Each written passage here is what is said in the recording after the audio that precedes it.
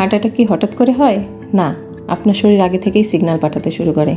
জানুন সেই 5টি গোপন সংকেত যা অনেকেই অবহেলা করে। 1. হালকা ঘাম হওয়া, এমনকি ঠান্ডা আবহাওয়াতেও।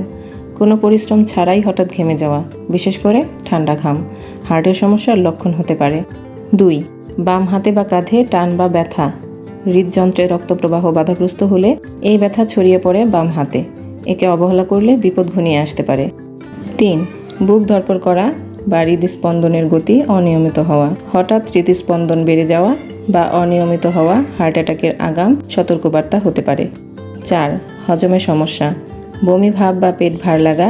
অনেকেই এই লক্ষণকে গ্যাস্ট্রিক বা অ্যাসিডিটি ভাবেন, কিন্তু এগুলো হার্টের সমস্যারও প্রথম দিককার সাইন হতে পারে। 5. চেহারায় ফ্যাকাশে ভাব বা ঠোঁট নীলচে হয়ে যাওয়া, রক্তে অক্সিজেনের অভাব হলে এমন দেখা যায়।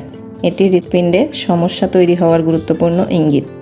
আপনি বা আপনার কাছের কেউ যদি এমন লক্ষণ দেখেন, তাহলে একদম দেরি না করে ডাক্তারের কাছে যাবেন। ভিডিও ভালো লাগলে লাইক দিন, শেয়ার করুন এবং সাবস্ক্রাইব করে পাশে থাকুন।